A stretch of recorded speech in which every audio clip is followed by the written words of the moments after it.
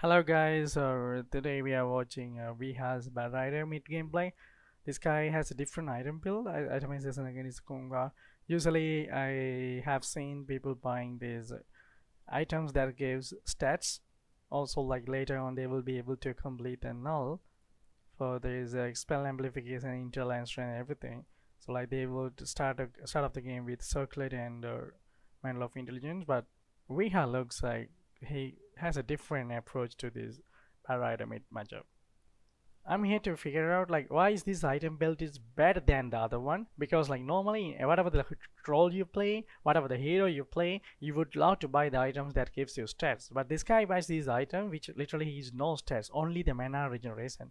One gives 0.7, so he has two, he will get 1.4. But like other than that, like literally like just a fairy fire for the damage and Amber Punch for some, that's some gives some like very small attributes. Like anyway, how does this actually helps him to win the lane? Because like Viha is one of the best mid player for sure, but against this Kunga who has like 58 damage, he has only 41. So like Kunga is definitely going to have a uh, better way to right click, but Barrett is a hero who's not going to allow right click hero to win the lane because of the slow and the turn rate slow. As you spam the sticky napalm, like it will be harder for the enemy melee hero especially to react against the bad rider. So is it why is it that he has purchased these sage masks, not even one but two, like to have a better mana regeneration, so he will be able to spam it, and he doesn't give such importance to the stats as well? Is it because that the Kunga wouldn't be able to punish the bad rider? So like I'm here to solve the puzzle so that way we can study the bad rider, because I really want to learn how this works. And looks like he's spamming, like we talked, like he's spamming the sticky net farm like all the time, 6 times, 7 times. Like it's just like the bad rider, understandable, and he is playing for levels. I can see that. So he body blocked like very well to make sure the creep comes underneath the tower, so that way the creep will die to the tower. Like in the meantime his entire focus is here like spamming the nipam on this Kunga, so the Kunga doesn't get to come to the high ground. Also it's very hard for him to stay in this river. The moment you solve the lane into the enemy side, you cannot tank anymore. The Kunga is not going to tank, even though he has the magic wand from the starting goal. Like it doesn't look like the Viha cares about it at all. So it's just like the Viha is going to use this mana regeneration in the first skill to keep this Kunga under control. Now he gets the level 2 first, and we will learn how this level 2 like level advantage helps him to scale better damage throughout the laning or whatever. Is it some way to play bad rider, or it's just the way we have prefers to play? It feels like this way the melee heroes and those are who relying on these right clicks are super bad against bad, I believe, because like if you can see his movement speed is kinda low, and if you as the Barrite is getting more levels than the Kunga, and once you get a level 3 or 4, the Barrite will have a better kill potential, kill threat over the Kunga. So that would be the time for the Kunga to completely leave the lane, unless someone comes to mid lane to help the Kunga out. But it looks like the supporters are trained and the Phoenix, then I don't think like that is possible for them to make a play together with Kunga against this bad rider. If they come to mid lane, they will end up feeding as well like to this bad. So we will see how this goes. Alright, now why does he queue this extra mango and tango set as well? Is because like normally in general, if you are losing more HP, if the opponent is raiding better against you, if you need those extra life regeneration item, you have to immediately buy that. So he queued that. But like the meantime, this lane, like third wave, this guy is like doing super well already, like almost level 3. The Kunga doesn't get to harass him at all. So as the result of that, I don't think he needs those extra consumables like even mango or tango or sal. It's not really important. We will see that like if that is the right choice to go for. Opening the scoreboard, so 7 on him, 7 and a 4 denies on him. It's all about like he's trying to have like level advantage. He doesn't give super importance to these last settings. and he successfully dodges the torrent as well. It's very easy to dodge the torrent because like this, a good Kunga player is not going to use the torrent only to harass the enemy. He will use it to secure the creep as well, and harassing the enemy would be an extra point. So like every time he acts like he's using the torrent, like you will know if the creeps are lower, you will know he's using it properly. If you don't know, if you don't really know whether he is like acting like using the torrent or he really used it, so like this is how you decide. So this creep is like very low, so like all you have to do is if you are unsure about like whether he is using it or like baiting you, so you just keep a distance from your own creeps. So that way, if he is using it to secure the creep, he only secures the creep, he doesn't get to harass you. And every time he uses the first kill, you can also walk away sideways, or you can walk closer to him and start harassing him because he wouldn't have the torrent anymore, right? But looks like Viha is alright. Viha is going on him as he got to spam this sticky napalm like a few more times. He's playing very aggressive, keeping the Kunga fire as much as possible, like not even allowing him to come to the river anymore. Alright, so once he's going to hit the level 4 first, that's for sure. And then now there's a huge difference coming out from the last hitting effectiveness, because this guy is giving so much magic wand charges, but the Kunga doesn't get to farm with the help of that. So like as a result of that, Kunga has decided to farm the neutrals to recover the levels. At the meantime, Bad Rider is like free farming, and we'll see. Now the runes are about to spawn, the 4th minute power rune, and both side, like maybe Rubik is the one who's like good enough to roam to mid lane. Treant and the Phoenix are not the best supporters to come to mid lane against this Bad Rider as well. And as we can see that this guy is like baiting the power rune, like he acted like going for this rune, and the moment he sees the Kunga is coming down to secure the lane, he immediately changed the plan and spamming the first kill, and now he's using the flame break. You see where the Kunga is like running towards. He's running away from Bad Rider. He doesn't right click underneath the tower. He's running away opposite to Bad Rider. So that way he knows where the Kunga is heading to, and his turn rate is super slow right now because of the first kill. Now he knows that this is the best time to use the flame break. Now he throws the flame break and it works perfectly. And now this is how you make sure your flame break does the right job. And like even though he doesn't get to kill the Kunga, he did like a lot of damage, more than enough damage to keep the Kunga away from him. And now he gets the rune.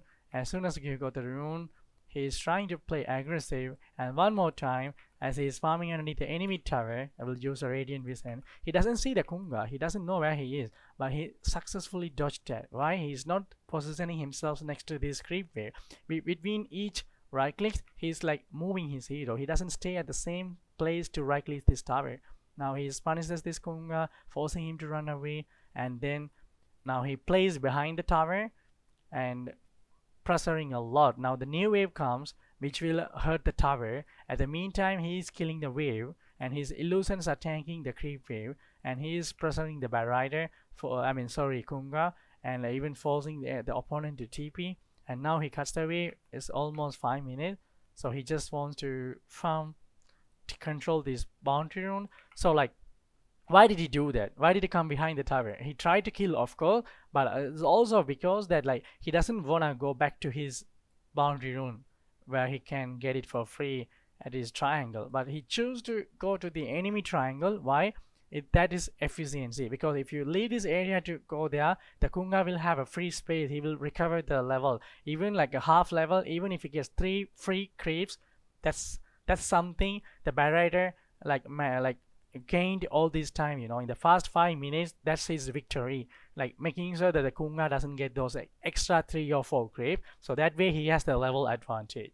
So like if he goes off from this lane just to take this safety rune safely, then he will lose the lane. What I mean is like Kunga will recover. So he doesn't want the Kunga to recover. He wants to dominate the lane. He wants to continue the pressure, which is why he plays aggressive, farms the extra resources, and like allowing his creep wave to hit the tower. And as he plays between the towers, the Kunga didn't get those levels. Now he took the rune, and now he chases this Kunga, and like we will see how he goes for that. As he runs into the Rubik, it will be easier for him, and he has the lasso the Kunga doesn't have. This is what called like experience advantage. As you dominate the lane, as you play for the lane, you will have more levels, and with the help of the level advantage, you will be able to dominate the lane. He wants more blood. He's super hungry, and as soon as he kills people at the top lane, he runs back to the mid lane. He doesn't waste his TP, and I got a power rune TD, and now starts pressuring the mid once again. And it doesn't look like he doesn't stack these neutrals, or he doesn't waste his time farming this neutral. All he cares about is like applying pressure on the tower. But he buys his clarity as usual. Like this is very important, as you want to always make plays, always want to pressure. Then you have to have full mana and full HP most of the time. Then only you will be able to do that. And now Kunga is like, alright, I'm not gonna come to the mid lane. I'm gonna recover my levels. I don't have my board, so like Bad Rider is like happy pressuring the mid lane and free farming. In the meantime, Kunga is like don't want to go because his supporters are not good against this Bad Rider to make a play this early on. Now he TPs to the bottom lane. He sees an opportunity and he goes there. Even though he doesn't have a flaming lasso, he makes sure that they don't lose. If you don't lose a lane, that's an event, right? So if you, he's helping to make sure that the Juggernaut doesn't lose the bottom lane, so that way he can confirm that the side lanes are doing better. So like once again he returned to the lane. Why is he running back to the mid like as soon as he accomplished what he went for to the side lane? It's because like this is where he belongs to. If he doesn't come back to the lane, this Kunga will go back to the mid, and then what is the point of like keeping the Kunga away from the lane for 5, 6, 7 minutes? If you are going to give another 2 or 3 minute free farm to this Kunga, no, right? So which is why you always run back to the lane, because you are the only one who can control him. Whoever goes to mid lane except you will not be able to put the same amount of pressure against the enemy Kunga mid lane. Alright, says like this is very good. Like we can see the net worth distance, like difference between the Bad Rider and the Kunga. Like Kunga is not just lower to this Bad Rider, but like their offlaner has better farm than this enemy's mid laner. That is called like dominating, you know. Like so he's now looking for the kills, looks like, but he doesn't use his laser for these like free kills, and he values that like importance of the flaming laser, and he sees the opportunity at the bottom lane. He got the BOT now, and the map mobility is up, and he goes once again on this Mars, but he doesn't use the lasso, it looks like. Yeah, he knows that's a free kill. This is the first time I see him farming cam on this side of the map, like, and once he finished the cam, instantly running back to the enemy triangle and scouted this enemy ancient. He's really happy about that, and like always stealing the enemy runes. He's not going for his own rune. He wants to make sure the enemy don't get any kind of way to come back into this game. So like looks like VH is gonna go down, use the lasso, but with the help of this board, like he will survive a little bit. But like Mars is there to make sure the Kunga doesn't fall today. He runs out of this Firefly. But alright, this guy, oh my goodness, this guy is super strong, level 9, and like super fast enough to run away from them because of the BOT extra movement speed. Now he got the Firefly extra movement speed, successfully managed to run away and TP out back to base, refill the mana. Everything is good. You can see like they couldn't kill this Bad Rider. Even if they managed to kill the Bad Rider somewhere here, that would be better. In a way, that's also good, because he forced the Mars to come and use the Blood Arena. He forced the Kunga to use this Ghost Shift defensively. So like everything is good, right? And force the enemy to run back to the Athletic Tower. And at the meantime, his teammates are going to be happy about these lanes. The Juggernaut is going to be happy. Good press at the tower. Yeah. he looks like he wants to stack as he cannot like make a play right now because the lasso is on cooldown. So like I understand, like when you don't have a lasso, you can still fight, but you don't initiate, you don't look for kills. You wait for the opponent to do something and then you react to that. Why? You don't have the lasso, so you let the enemy initiate. Initiate means they have to use the skills at the first place to initiate, to catch people. So once they catch one of your teammate, and then you TP in and counter initiate even without the lasso. So then you are not going to die that easily to the opponent who have used the spells already to catch or lock some of your heroes. So that way you can be more effective and they will be super scared. Like Dota is all about pressure, and the Battle Rider is a hero who's controlling the tempo. So like you should not die for no like unnecessary reason. You have to try your best to survive throughout this fight, or unfortunately he goes down. This is kind of very good for this Kunga to come back into the game. I would say like a lot of gold for this supporter got the kill. Battle Rider kill went to Train Protector, but like a lot of experience and gold to this Kunga. And as you can see, like he's like recovering since he was dead and the no pressure from Battle Rider, so he gets to free farm to recover from from a bad start. Now once again, let's see how we have played. He always prefers to play the enemy side. He always prefers to force the enemy to react to him, and like which is very nice, instead of farming his own jungle. This is the second time I see the Viha farming his own jungle, even though he has a lasso. And we will see how this goes. He's heading to top lane looking for kills. Like he knows the Train Protector at the top lane, now trying to find him. And now he saw the top lane and immediately back to jungle. Let's see what he does. He tried to kill the train, he couldn't, and the Juggernaut is going back. He's off from the lane, so he's like still looking for the train he couldn't find, and he pushes one more wave and he sees the Morphling is coming to the mid lane, so like the enemies are going to be behind him. So like knowing that he doesn't want to show the hero right in front of he doesn't want to expose himself to this tower. He doesn't want to play behind the tower. You know why? Enemies are missing, we don't know where they are. Second, so like they could go on you, or they could go for this tower very easily, which is super low already. So but why is it really important to hide? Why should not show your hero in the minimap? So when I check the enemy's minimap, you should make sure that the enemy don't see the Battle Rider as much as possible. We don't know where their votes are. At least you make sure that you don't play right in front of the towers or something. So like that's the way you can make sure like you're still creating pressure. You're stealing their farm. You're pressuring. If somebody steps in to you, you will try to kill them, which is good. At the meantime, they don't know where the Battle Rider is. So that is the beauty of Dota. If you don't know where, if they don't know where the dominating Battle Rider is, they are going to respect that. They are going to be scared of you all the time. So like just by chilling where they don't see you, if you stay somewhere in a play in their jungle where they don't get to see you and just right click the creeps, they are going to be super scared, right? All this time you played very aggressively and you are missing for a while, and they know you have a laser, so like they're gonna be like super scared to like commit fully for the team fight.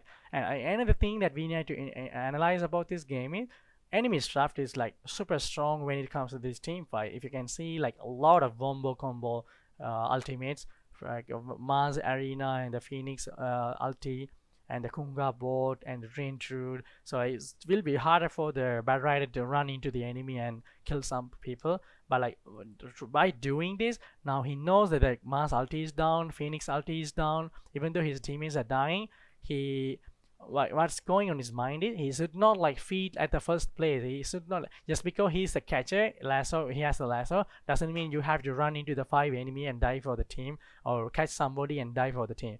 No, you are the tempo controller. Your teammates wouldn't be able to do what you can do. That is the beauty of Dota. You do your job, they will do your job, then everything becomes easier.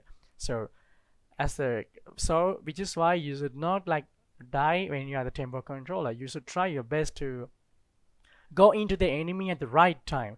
So how to decide when is the right time? When the opponent don't have these like threatening combos or the ultimates or the spells, you are free to go. You are free to ride into their phases. Now they cannot do anything. Why? No board, no root, no Phoenix ulti, nothing. simply they don't have anything to counterplay against you. So like you becomes like strongest hero because they don't have anything for the time being. So like you get to do everything you like. You can do everything because they don't have anything. So that's about the understanding, and always maintaining distance between your hero and the enemy heroes are very important. This is what I understand from Viha. Like he gives such importance to his positioning throughout the team fight. Once again, he solves the lane, immediately moves to jungle. Now enemy don't know where the Barrider is. He could be running back. He could have TP'd and smoking with someone else. So like this is called like the Dota pressure. Now because of the BOT, he managed to kill somebody at the bottom lane with the help of the Pangolier. Alright, this is another important point.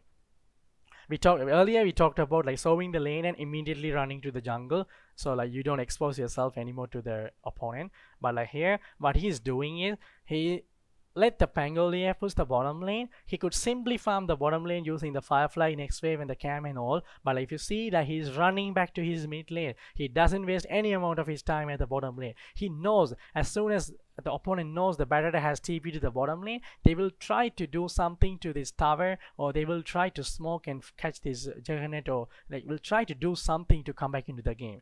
And the Viha is not ready to allow them. He knows the mass is down, so he wants to play aggressive. He's even diving underneath the tier 1 tower to kill people, but unfortunately looks like he died once again. But because of his decision making, because of that one fact, you are like opponent don't have the numbers. Like even though you don't have a Pangolier in that team fight, it's going to be 4v5, but like Pangolier has done a good job. He doesn't have the Rolling Thunder. That's why the Pangolier at the bottom lane sowing the bottom. Now the wave he pushed into the tower will put so much amount of pressure. At the meantime, even though the Barrier died to the enemy, because of that, because of his move, now they are going to win this fight. Alright, they got this fight because like enemy wouldn't be able to stop this Juggernaut and the teammates anymore as they walk into the mid lane. Now Pangolier about to get his Rolling Thunder, and the enemy don't want to mess up with him, even though the Barrier doesn't have the lasso. So this is how you play between the long cooldowns to snowball the game, to control the tempo, to fear the enemy. You have to always like force the enemy to react to you. You should not allow them to play their game. You should get into their minds before they get into yours. So that way, like you will be the boss. Alright, once again this fight goes. So like as he was like normally he solved the top lane and farming the jungle, and as he sees like there's a fight at the mid lane, everything like he doesn't have the TP, so he runs back to the mid lane. And he sees, okay, this fight has begun, and he doesn't want to go in. He knows like the Phoenix ulti is down and the root is about to come back, and he knows like even you don't know whether the root is ready or not, the overgrowth, you should not go because you know like they have more ultis, right? So you don't make the mistake. It's okay to lose one of your heroes supporters life, which is a Rubik. So losing Rubik's life rather than giving your mid lane bad riders life is better. So like now you see how he poses, and even though he lost his Ruby, he lost the Pangolier right here. Now he's counting. Okay, Phoenix ulti is down, the Mars ulti is down, and like two more, the board and the overgrowths are still remaining. What he's trying to do is he's trying to stay away, and also the meantime he's trying to pressure the enemy from the different angle. And now with the help of this eel, he somehow managed he managed to escape from the Xmar because he doesn't want to get caught. And you see like how carefully he approaches this team fight. Even though the Juggernaut doesn't have the ulti, he always stays away from the danger zone, so that way he doesn't get any amount of damage, even though his teammates are dying or paying a high price for whatever the sin they have done. But like this Barrier now has decided to go in. You can see how aggressively he is running at the enemy right now, because he knows the enemy doesn't have these kill threatening spells anymore. As the result of that, he's running at the enemy. But one more thing we can learn from the Viha is he could have simply lassoed this Konga or the Train Protector, but he chose to look for a different target, who's the Morphling, and he successfully caught him. And why? Because if you catch this Konga, everyone is gonna run away, and they will go and take this boundary one which is about to respawn. So like what he's gonna do is he catch this Morphling. As a result of that, he forced all the other opponents to help this Morphling. So like even though you don't get to kill this morphling, but like you get to kill one or two of their supporters. All right, that is good. And in the meantime, you force the morphling to TP back to base.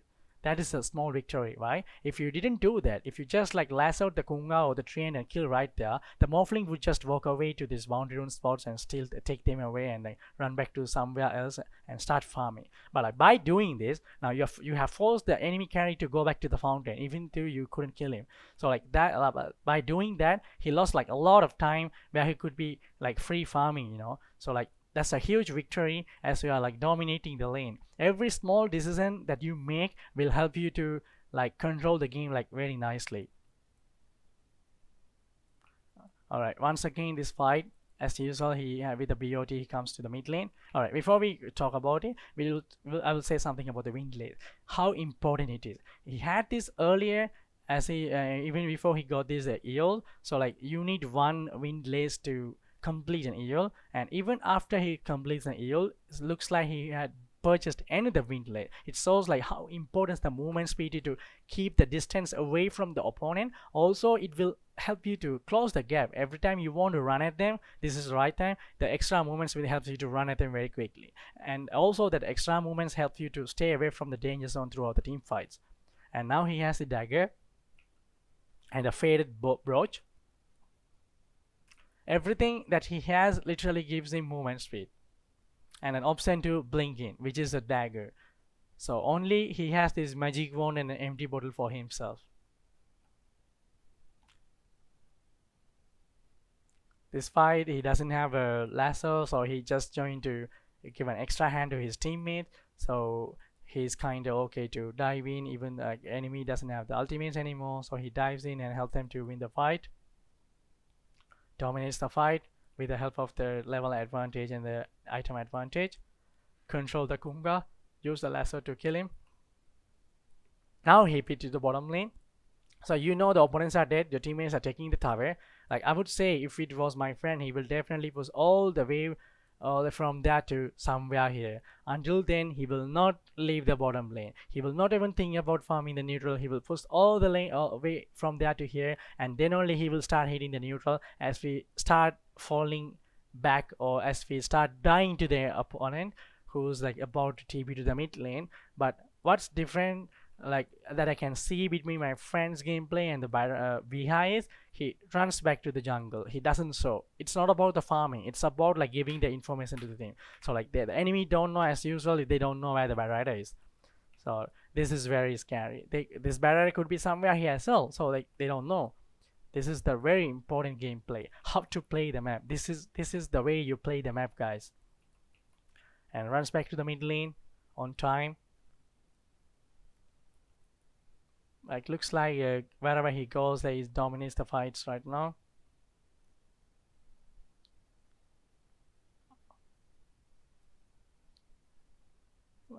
Just a casual thing like pressuring the enemy, but whatever that you see, like it's not because he doesn't have the lasso. Even if he had a lasso, I don't think he will hard commit to this.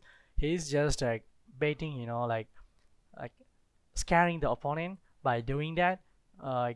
Trying to act like they really want to commit, but they don't really commit. They are just forcing these TPs. So successfully TP the morphling into the bottom lane. Now they are happy about that. Like the force this morphling to come, force this morphling TP was like really good, and now we will see like how he positions himself throughout this team fight. So like they're catching this Pango and the Cream, so he stays away, maintaining the distance between the teammates and himself and the enemy heroes. And now he sees an opportunity to win this fight, as the Juggernaut has killed one of the Mars before he used the arena, so he can freely walk in. All right, now the Phoenix ulti, or Phoenix also dead thanks to Juggernaut, and Barrett now has decided to lasso this morphling.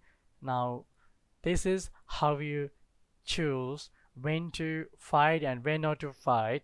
That's called, like, I think, the power spike, or timing, efficiency, using the spells effectively, like until the right moment. Just don't die, because if you're dead, nobody's there to do their job. Yeah.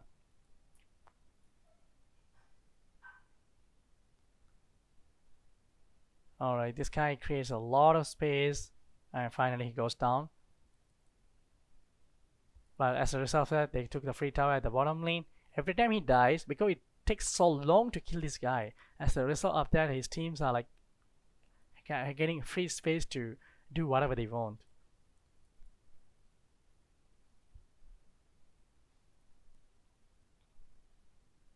I will go to see what he does.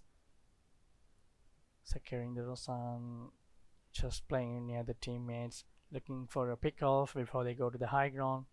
Now he catches this Phoenix. Now you see, like, they have the ages and they want to go to the high ground. So like, you don't have to serve the lasso for this morphling anymore. Whoever comes, you see a good kill, you just jump on him and kill them. It's not like a 200-second or 150-second cooldown skill. It's just like 90 seconds, 72.6 seconds with the help of this Octane core, thanks to Octane. And now they finally kill this Phoenix, which is nice. Now they have two options: force the buyback or go to the high ground, take the tower. They don't die underneath the tower. All he does is like allowing this Juggernaut to hit this tower, and what he's trying to do is he's trying to use his first skill and the flame break combo that comes with the talent, level 20 talent, which gives you additional +2 flame break charges. So that way you will be able to zone the enemy out very nicely. You can make them cry, you know, like their mental torture. So like, looks like he's just diving only to buy time. He doesn't commit fully to do something crazy. Everything he does is just to buy space for the Juggernaut to take the tower. Now the tower is down. Now they can safely go to the high ground and fight. Because like, before the tower goes down, imagine if the Barrier, even if he had a lasso, if he brought someone, if the enemy choose to fight back, let's say the Phoenix bought back and TP to the tier 3 tower, and all 5 of them together fight them back, that could go wrong maybe. You know why? They have a tower. If they use the glyph, like the tower hit all the opponent like crazy, it has like 172 damage and like more than 20 armor. So like, this way you don't mess up with the tower. You know, the tier 3 towers are very powerful when it comes to defensive. But like, what he did was, because of his idea, he's asking his team to stay behind the Juggernaut. Do not die together with me. So like, he does everything he wanted just on his own. Now the tower is down. Because of that, now everyone is allowed to go in. Now everyone is there to help the Viha, and like, they are super strong.